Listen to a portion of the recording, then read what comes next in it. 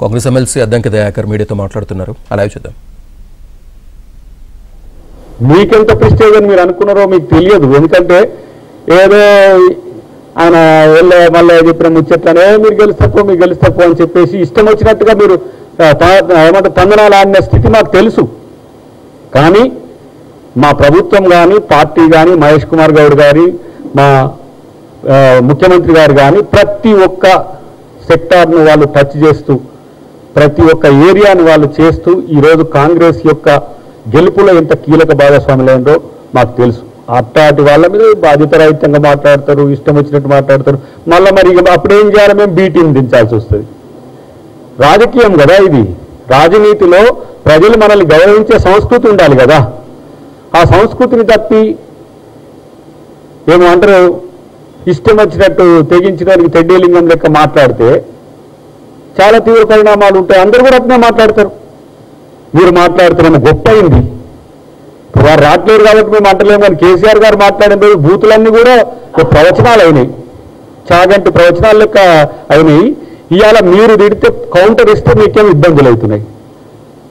ముఖ్యమంత్రి గారు మాట్లాడే భాష మిమ్మల్ని బట్టే ఉంటుంది. మీరు సమాధానపూర్వకంగా సావధానంగా మీరు మాట్లాడితే సావధానపూర్వకంగా సమాధానం ఇస్తారు. కానీ మీరు రెచ్చిపోయి పిచ్చి కుక్కల్లాగా మాట్లాడుతుంటే ఏ భాష మాట్లాడినా ఆ భాష వస్తుంది. కాబట్టి ఓటమితో బాధ్యతను తెచ్చుకోండి, ఆత్మపరిశీలన చేసుకోవాలని చెప్పి నేను వాళ్ళకు హితవు చెప్తున్నా.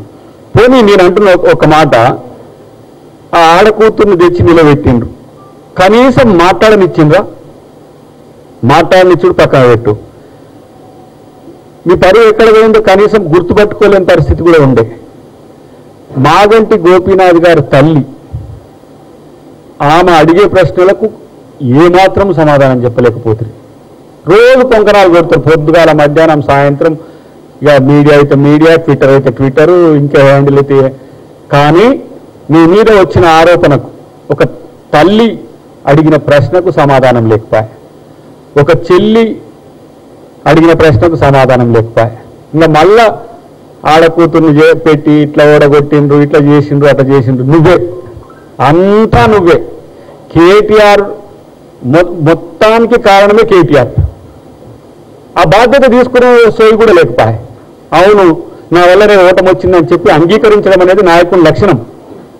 కాపీలు కొట్టి అక్కడిక్కడ ఏదో వాళ్ళు వీళ్ళు మాట్లాడుతుంటే ఆ మాట్లాడినవి చూసి కాపీ కొట్టి మాట్లాడు కాదు. ఒక నాయకుడు లేదంటే ఒక నాయకుని కొడుకు అయితే ఎంత వినమ్రంగా ఉండాలనో ఆ పరిస్థితి నీకు లేదు. సరే, ఇలా మీరు అంటుండ్రు బీజేపీ మొత్తం నష్టపోయి కాంగ్రెస్కి అనుకూలంగా ఇచ్చిందని. మీకు పిచ్చా? బీజేపీ మీ రాజకీయ రహస్య మిత్రుడని ఎవరికి తెలియదు? మొత్తం భారతదేశానికి తెలుసు. ఏ ఎన్నికల్లో మీరు అది ఏ బిల్లులో, ఏ చట్టంలో, ఏ నిర్ణయాల్లో బీజేపీని మీరు వ్యతిరేకించింది? రైతు చట్టాలకు మొదట వ్యతిరేకించి నటించి తర్వాత ఏమంటే మన రైతు చట్టాలకు మద్దతు ఇచ్చిన పరిస్థితి. మిమ్మల్ని వాళ్ళు లొంగ తీసుకుండ్రా, మీరు వాళ్లకు లొంగిపోయినరా తెలియదు. కానీ రాష్ట్రానికి వచ్చినప్పుడు బీఆర్ఎస్ పార్టీకి మద్దతు చెప్తారు, కేంద్రానికి పోయినప్పుడు బీఆర్ఎస్ బీజేపీకి మద్దతు చెప్తుంది.